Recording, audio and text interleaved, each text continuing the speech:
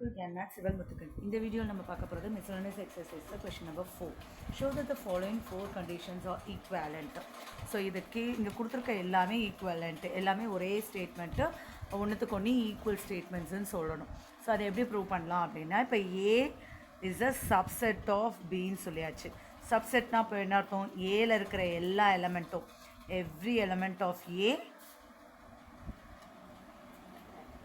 present in B. So அப்போ A is a subset of Bங்கிறத வச்சுட்டு நம்ம இப்போ செகண்ட் ஸ்டேட்மெண்ட் ஃபர்ஸ்ட் ஸ்டேட்மெண்ட்லேருந்து செகண்ட் ஸ்டேட்மெண்ட் ஈக்குவலண்ட்டுங்கிறத எப்படி பார்க்கலாம் பாருங்கள். அப்போது every element of A present in Bங்கிறது ஃபர்ஸ்ட் ஸ்டேட்மெண்ட். அப்போது அதையும் மைனஸ் பண்ணால் நமக்கு வரக்கூடிய செட் வந்து எம்டி செட்டு தான். So 1 = 2, 2 = 1, vice versa.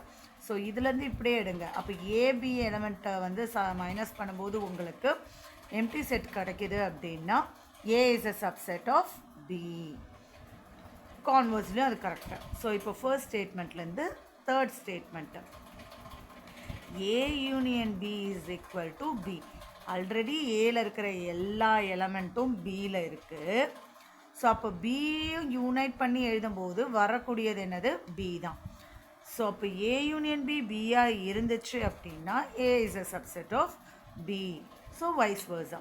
So last one fourth A intersection B is equal to A. இப்போ ஏங்கிற இருக்க எல்லா எலமெண்ட்டும் பியில் இருக்குது. அப்போ ஏ கூட அதை நம்ம கம்பைன் பண்ணி எழுதுகிறோம். அதாவது ஃபார் எக்ஸாம்பிள் ஏ வந்து 1 2, இப்போ பி வந்து 1 2 5ன்னு வச்சுக்கலாம். இப்போ எல்லா எலமெண்ட்டும் ப்ரெசன்ட் இன் பி. இப்போ ஏ இன்டர்செக்ஷன் பி என்னது? 1, 2 விச் இஸ் ஏ. ஏன்னா A is a subset of B. So 1 2 4. So A intersection B ஏவாக இருந்துச்சு. ஏன்னா ஏ சப்செட் ஆஃப் பி வந்து இருந்துச்சு அப்படின்னா ஏ இன்டர்செக்ஷன் பி வந்து ஏவாக தான் இருந்திருக்கும்.